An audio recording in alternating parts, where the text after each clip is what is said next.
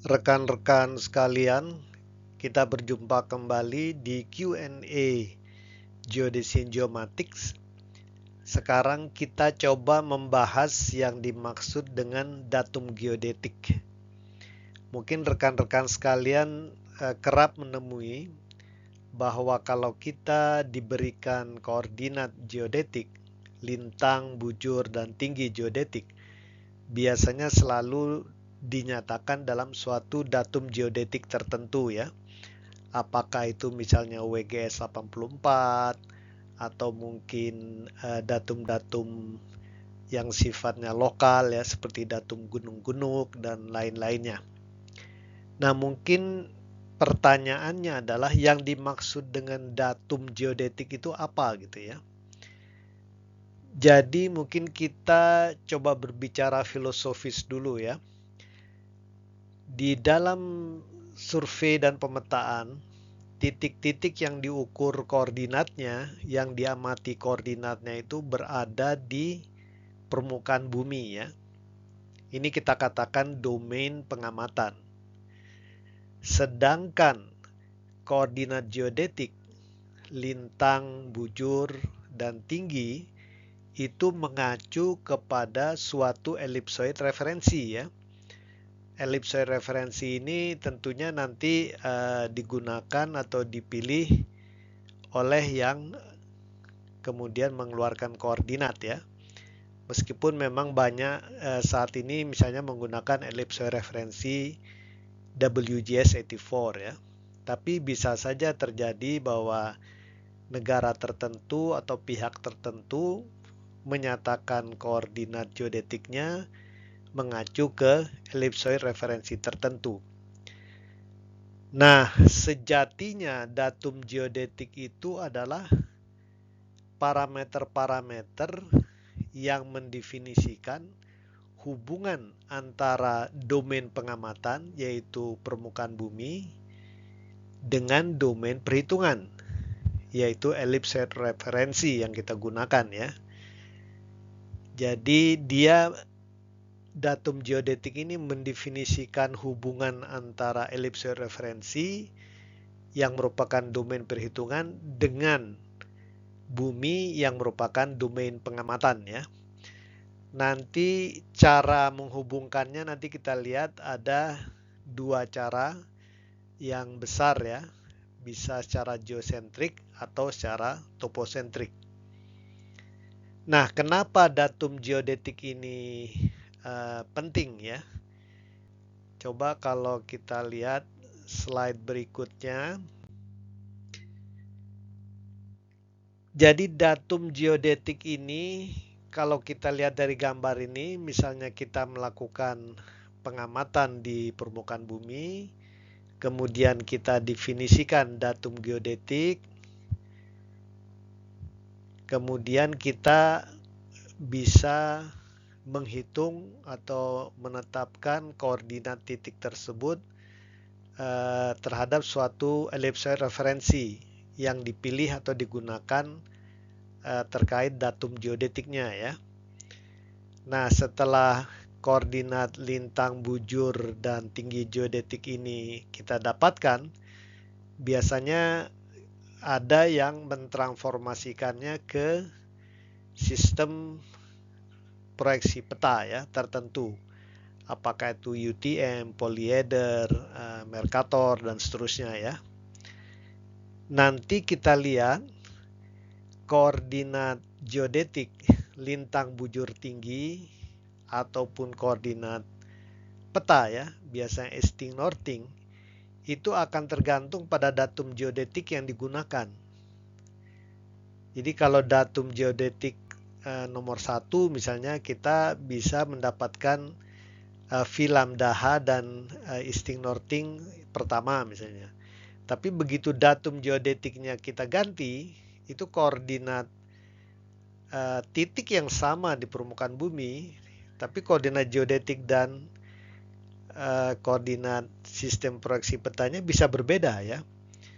Nah, jadi ini kita harus hati-hati kalau kita mendapatkan koordinat apakah itu koordinat geodetik maupun koordinat dalam proyeksi peta, kita harus selalu bertanya datum geodetiknya apa dari koordinat tersebut ya. Karena kalau datum geodetiknya tidak diketahui, maka nanti sulit kalau kita mau rekonstruksi ke lapangan ya. Kan banyak kasus kadang-kadang kita punya koordinatnya, misalnya katakanlah koordinat batas negara gitu ya. Antar negara punya koordinat lintang bujur misalnya di laut. Tapi kalau tidak dicantumkan datum geodetiknya, nanti penggunanya ini bingung ya. Begitu dia mau rekonstruksi ke lapangan, dia bingung. Karena kalau dia merekonstruksi pakai datum tertentu, misalnya WG84, dia akan mendapatkan titik tertentu. Tapi kemudian kalau dia menggunakan datum geodetik yang lain, misalnya datum Bessel, mungkin koordinat tersebut akan jatuh di lokasi yang berbeda di lapangannya ya. Jadi ini penting sekali masalah datum geodetik ini ya. Jangan sampai lupa ini kalau untuk komunitas geodesi dan geomatik, selalu kalau ada koordinat geodetik, lintang bujur tinggi atau koordinat proyeksi peta, easting northing harus selalu dilengkapi dengan datum geodetiknya ya. Atau kalau kita diberikan ya kita harus bertanya ya, mencari informasi. Nah, ini ilustrasi gampang saja ya. Jadi begitu ellipsoid referensi ini dengan kita ubah-ubah lokasi dan orientasinya terhadap permukaan bumi, misalnya ini ada satu titik di permukaan bumi. Ini kalau seandainya datum pertama dan datum kedua mungkin saja ellipsoidnya ukurannya sama, sumbu panjang sumbu pendeknya sama persis, tetapi begitu kita geser titik yang sama di permukaan bumi ini, kita lihat nanti akan mendapatkan komponen lintang yang berbeda ini ya. Ini sekedar gambaran saja, bujurnya juga nanti bisa otomatis akan berbeda itu ya. Ini hanya translasi saja. Kemudian kalau kita rotasi pun sama ya. Jadi kalau menghitung lintang kan kita titik tersebut kita ambil normalnya terhadap elipsoidnya ya. Jadi kalau elipsoidnya berubah posisi karena translasi maupun rotasi, maka arah normalnya juga berbeda sehingga lintangnya juga akan berbeda besarnya ya. Apalagi ada translasi dan rotasi ya. Jadi dalam hal ini biasanya dalam 3 kasus ini nanti nilai V1, V2, V3, V4-nya akan berbeda ya. Ini contoh sederhananya saja ya. Jadi perbedaan datum geodetik akan menyebabkan titik yang sama di permukaan bumi mempunyai koordinat geodetik yang berbeda-beda ya, tergantung datum geodetiknya. Nah, ini sekedar gambaran ya. Kalau tadi di komponen lintang, coba ini kalau kita ambil 3 dimensinya lah ya. Ini kasusnya sama tadi, ukuran elipsoidnya saja yang dikecilkan ya. Tidak ada translasi, tidak ada rotasi. Itu pun kita lihat lintangnya berbeda, bujurnya berbeda, dan tingginya jelas, tinggi geodetiknya juga akan berbeda ya. Tentunya besarnya perbedaan ini akan tergantung kepada berapa besar perbedaan antara datum geodetik 1 dan datum geodetik 2 dalam konteks translasi, rotasi, dan juga besar kecilnya ukuran ellipsoid referensi yang digunakan ya. Jadi ukuran, bentuk, dan orientasi elipsoid akan mempengaruhi koordinat geodetik ya. Dan yang sering kita temui kadang-kadang untuk proses rekonstruksi ya. Misalnya banyak lapangan-lapangan minyak atau gas yang dulu dari zaman Belanda, itu ada lintang bujurnya. Nah, kita sekarang mau coba relokasi di mana misalnya sumur-sumur minyak tersebut yang mungkin sudah ditinggalkan Belanda dulu, kita akan coba cari lagi rekonstruksi. Nah, itu hati-hati nanti ya, karena mungkin lintang bujurnya di zaman Belanda mungkin pada saat itu masih koordinat toposentrik zaman Belanda ya, dan juga elipsoid referensinya biasa Bessel ya. Nah, sekarang kita mau coba rekonstruksi dengan GPS yang sifatnya geosentrik dan datumnya WG84 ya. Nah, ini agak tricky sedikit ya. Itu contohnya ya. Dan pengalaman kami juga ada sejumlah perjanjian batas maritim Indonesia dengan negara tetangga. Itu ada daftar koordinat titik batasnya misalnya ya, apakah itu laut teritorial atau ZEE atau apa, itu ada lintang bujurnya dicantumkan, tapi datum geodetiknya tidak ada ya. Meskipun kita bisa nebak-nebak ya, tapi ini membahayakan ya, karena menyangkut dua negara. Kita ragu-ragu apakah pada tahun itu dia menggunakan datumnya negara kita atau negara tetangga kita, kan bisa terjadi ya. Jadi sebagai orang yang bergerak di komunitas geodesi geomatik, kita harus detail ya. Kalau ada koordinat, kita harus tahu atau kita cantumkan datum geodetiknya ya. Nah, ini contoh ini dari Peter Dana ya. Ada satu titik yang kalau kita gunakan datum dari berbagai negara ini ya, itu lokasinya bisa bergeser, bisa sampai ada yang hampir mendekati 1 kilo ini ya.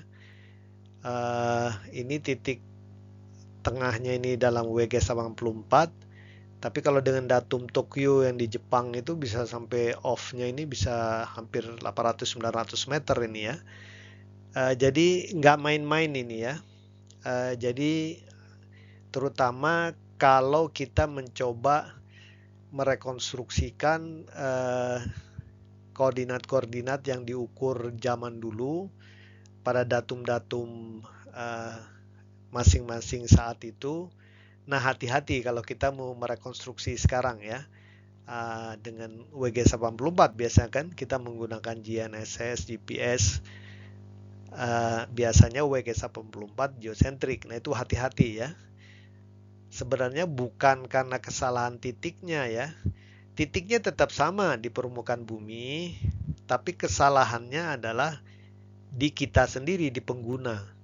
Penggunanya tidak memahami bahwa titik tersebut zaman dulu koordinatnya dinyatakan dalam datum geodetik tertentu, dan sekarang kita mencoba mencarinya menggunakan teknologi GNSS umumnya yang ada di datum WG84 misalnya. Nah, ini yang harus hati-hati ya. Jadi tidak ada yang salah sebenarnya, cuma kedua nilai koordinat berada di datum geodetik yang berbeda. Nah, ini harus salah satu kita transformasikan ya. Apakah yang lama ke baru atau baru ke lama, tergantung nanti rekan-rekan mana yang gampangnya lah ya ininya. Nah, nanti kita lihat cara mendefinisikan datum itu ada yang namanya geosentris, ada yang namanya datum toposentris. Kalau datum geosentris itu hubungan antara bumi dan elipsoid referensi, titik acuannya itu, titik anchornya itu di pusat massa bumi ya. Kalau toposentris itu anchornya itu di permukaan bumi. Nah, zaman dulu pada saat pengamatan geodesi satelit belum berkembang dan orang masih banyak bertumpu pada astronomi, memang mengakses pusat bumi itu secara pengamatan geodetik agak sulit ya. Makanya orang zaman dulu datum-datum itu sifatnya biasanya lokal ya, toposentrik, titik datum di permukaan bumi ya. Nah, sekarang dengan perkembangan teknologi geodesi satelit yang maju ya, itu mengakses pusat bumi lebih mudah ya. Kita bisa menggunakan satelit laser ranging, itu menentukan titik pusat bumi lebih detail lah ya. Orientasi ellipsoid kita bisa menggunakan GNSS, VLBI, Lunar Laser Ranging, kita kombinasikan ya. Nah, sekarang itu memang lebih banyak ke datum geosentris. Nah, ini nanti kita lihat lah ya di Q&A berikutnya mungkin atau beberapa dari sekarang. Datum geosentris itu lebih detail apa, datum toposentris itu apa ya. Mungkin itu saja untuk pertemuan kita kali ini. Semoga ada manfaatnya. Terima kasih. Wassalamualaikum warahmatullahi wabarakatuh.